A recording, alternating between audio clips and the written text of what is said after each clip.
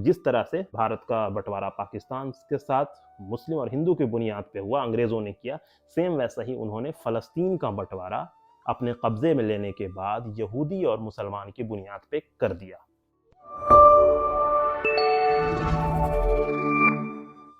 Israel फ़लस्तीन की जंग में जिस चीज़ की सबसे ज़्यादा चर्चा हुई वो है भारत के स्टैंड के लेकर। वो चर्चा ये है कि भारत का स्टैंड इजराइल के पक्ष में है या फ़लस्तीनियों के पक्ष में। तो भारत सरकार ने बहुत ही बैलेंस तरीके से डिप्लोमेटिक वे में अपने रिश्ते को दोनों मुल्क के साथ समान रूप में पेश किया।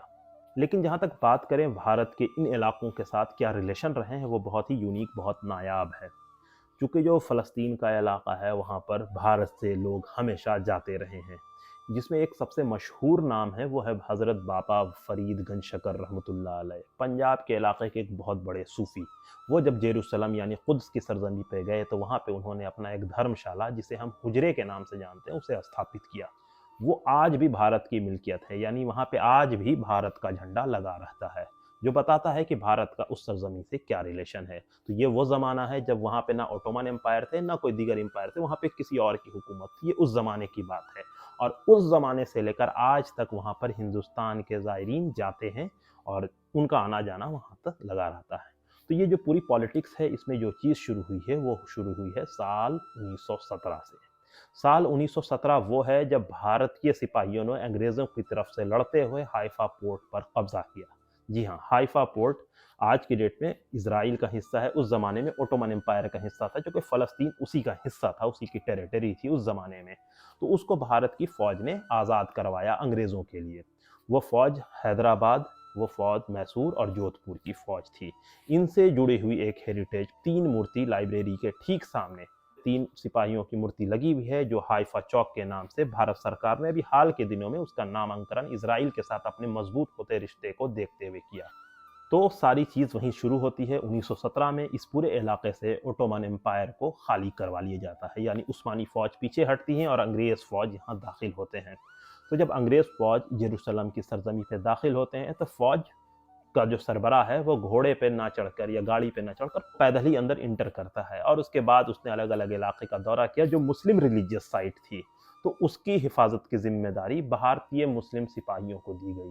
आज भी उस जमाने की सारी तस्वीर मौजूद है, जो बताता है, एक प्रोपेगेंडा वॉर था उस जमाने में, उन पोस्टर को बहुत मशहूर किया गया कि किस तरह से इंग्लैंड मुस्लिम धरोहर की हिफाजत कर रहा है। तो उसमें भारत के मुस्लिम सिपाहियों का भी अंग्रेजों के तय एक अहम रोल था। तो ये शुरुआत वहीं से होती है, ओटोमन हट गए, उसके बाद धीरे धीरे अंग्रेज़ों ने इन सारे इलाकों को अपने हिसाब से बांटा। कुछ फ्रांस के हिस्से में गए, कुछ इनके हिस्से में आए, इन्होंने बंदर बांट कर लिया। उसी ज़माने में सीरिया, लेबनान, फ़लस्तीन, मिस्र और ये जो हिजाज़ का इलाका है यानी आज का सऊदी अरब, उसका बहुत ही बेहतरीन तरीके से उन्होंने बंदर बांट किया और इसमें उन्होंने शरीफ मक्का और उनके बेटों को अपना अलाई बनाया और उस हिसाब से उन्होंने उनकी मिल्कियत बांटी। और ये सारी चीज़ें चल ही रही थी कि इसी बीच में उन्होंने यूरोप से जो यहूदी कम्युनिटी के जुड़े हुए लोग हैं उनको लाकर उन्होंने वहाँ पे उनका सेटलमेंट शुरू किया, यानी उन्होंने उनको वहाँ पे लाकर बसाना शुरू किया। और यहीं तक तो मामला ठीक था, लेकिन धीरे धीरे मामला और बढ़ता चला गया, बढ़ता चला गया। ये 1925 के बाद इस मामले ने दंगे का रूप लेना शुरू किया, यानी यहूदियों में और मुसलमानों में लगातार वहाँ पर तकरार, झगड़े शुरू हो गए। ये उस ज़माने की बात है। लेकिन इसका असर हिंदुस्तान में क्या हो रहा था? तो हिंदुस्तान में कांग्रेस के सेशन में, मुस्लिम लीग के सेशन में, ऑल इंडिया जमीयत उलमा हिंद के सेशन में लगातार फ़लस्तीन और उस पूरे इलाके की पॉलिटिक्स पर चर्चा होती थी। हर रेज़ोल्यूशन में इन चीज़ों पे बात होती थी। वो बहुत सारे डॉक्यूमेंट आप देखेंगे तो उन सारी चीज़ों में आपको ये सारी चीज़ें मिलेंगी।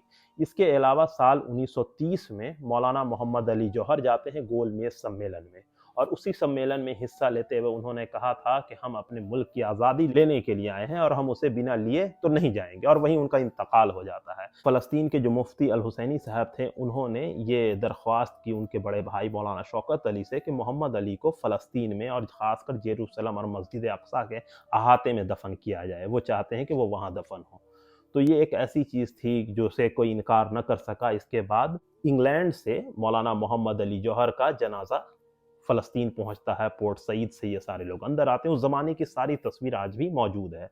इस तरह से एक नया रिलेशन बनता है बाबा फ़रीदगंज शकर के बाद मौलाना मोहम्मद अली जौहर के रूप में, जो वहाँ पर दफन हैं, आराम फरमा रहे हैं बैतुल मुक़द्दस की सरजमी पे। इसी तरह उस पूरे इलाके में, उस पूरे एतराफ़ में लगातार कोई ना कोई सेशन फ़लस्तीनियों से रिलेटेड हो रहा था। 1930 और 31 की दहाई में काफ़ी सेशन हुए, जिसमें हिंदुस्तान के रिप्रेजेंटेटिव, जिसमें अल्लामा इक़बाल शायर मशरिक़ वो भी पहुँच रहे थे, मौलाना शौकत अली, और इसके साथ कई लोग पहुँच रहे थे, जिसमें कुछ लोगों की तस्वीर आज भी मौजूद है।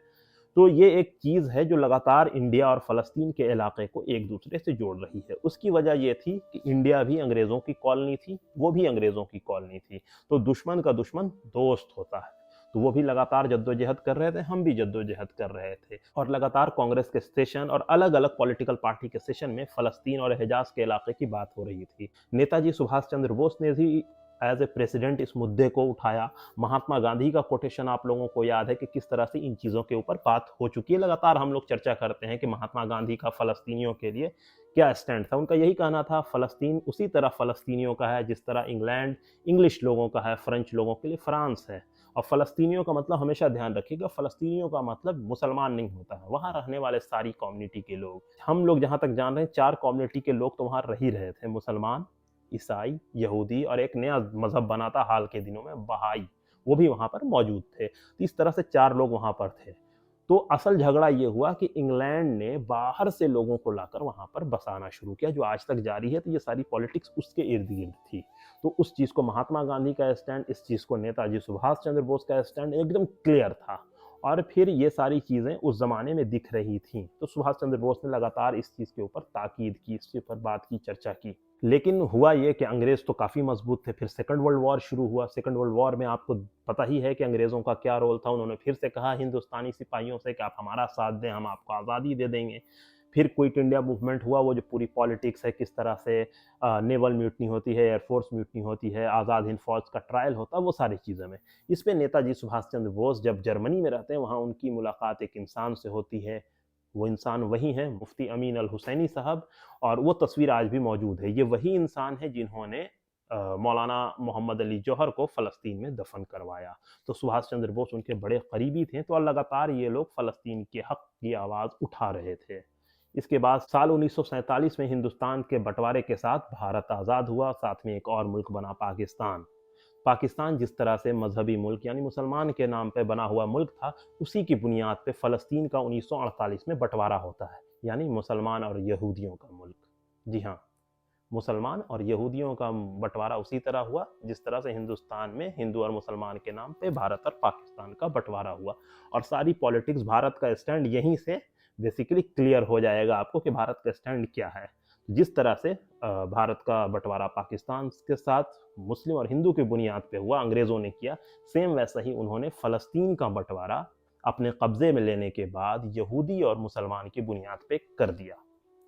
और जबकि वहाँ पे सिर्फ हिंदू और मुसलमान भारत में नहीं रह रहे थे, भारत में सिख हैं, ईसाई हैं और दीगर कई मज़हब हैं। सेम वैसे वहाँ पे 4 मज़हब, जैसा मैंने आपको बताया था, मुस्लिम, यहूदी, बहाई और ईसाई मौजूद थे। लेकिन मज़हब की बुनियाद पे 2 लोगों का हुआ, और ये सारा झगड़ा कि किस तरह से लोगों को बाँटा जाए, उनको तोड़ा जाए, जो अंग्रेज़ों की हमेशा से नीति रही, फूट डालो, शासन करो।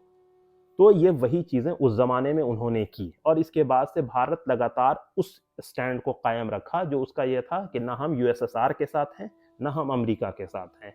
और भारत ने रेगुलर फ़लस्तीन के पक्ष में आवाज़ उठाई। यहाँ तक कि भारत ने फ़लस्तीनियों के लिए आवाज़ उठाने के लिए, अपने सिंपैथी ज़ाहिर करने के लिए, अपना साथ दिखाने के लिए एक स्टैंप भी जारी किया, जो बहुत मशहूर स्टैंप है, लोगों के बीच में दिखता है।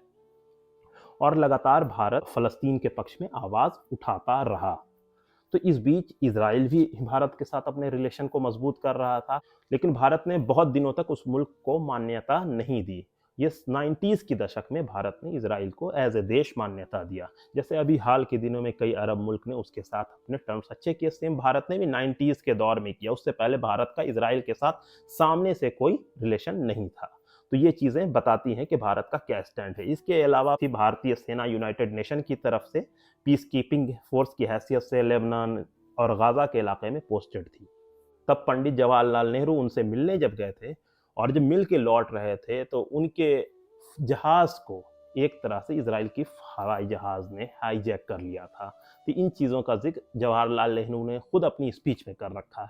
तो ये पता चलता है कि भारत का पुराना रिलेशन फ़लस्तीन के साथ क्या है। लेकिन मौजूदा दौर में चीज़ें बहुत तेज़ी से बदल रही हैं। वो बदलने की वजह यह है कि दुनिया ग्लोबलाइजेशन के एक अलग दौर में पहुंच गई है, जहां पे हर इंसान हर के साथ रिलेशन रखना चाहता है। वैसे में भारत एक तरक्की याफ्ता मुल्क है, लगातार तरक्की कर रहा है, तो वो हर मुल्क के साथ अपने रिलेशन को मजबूत कर रहा है। तो वैसे में उसका रिलेशन इजराइल के साथ भी काफ़ी अच्छा है। फ़लस्तीन के तई भी वो अपने पुराने स्टैंड को सामने रख रहा है कि हम उसके साथ वही रिलेशन रख रहे हैं जो पहले है। इसके अलावा मौजूदा जो प्राइम मिनिस्टर हैं वो भारत के पहले प्रधानमंत्री हैं जो ऑफिशियली फ़लस्तीन के दौरे पे गए, और वो उन इलाके में गए जो शायद भारत का कोई प्रधानमंत्री की हैसियत से नहीं गया। तो ये भी बताता है कि भारत का मौजूदा स्टैंड क्या है। तो ये अपने में बहुत ही मज़ेदार जियोपॉलिटिकल सिनेरियो है, और भारत की जो डिप्लोमेसी है वो अपने में यूनिक है। तो इन चीज़ों को हम लोग सिर्फ अपने हिसाब से तशरीह ही कर सकते हैं, देख ही सकते हैं, समझ ही सकते हैं, एक्सप्लेन ही कर सकते हैं, आपके सामने पेश ही कर सकते हैं, बता ही सकते हैं। तो ये एक सिनेरियो है कि भारत ने लगातार अपना जो स्टैंड है वो क्लियर कर रखा है। वो इजराइल और फ़लस्तीन को दोनों हाथ में साथ में लेकर चलने की कोशिश कर रहा है। तो उम्मीद है कि आपको हमारा ये वीडियो थोड़ा बहुत समझ में आ ही गया होगा। अगर आपका कोई सजेशन, कोई सलाह या कोई सवाल है तो आप हमसे कमेंट बॉक्स में ज़रूर पूछ सकते हैं। और तब तक के लिए दें हमें इजाज़त। बहुत बहुत शुक्रिया।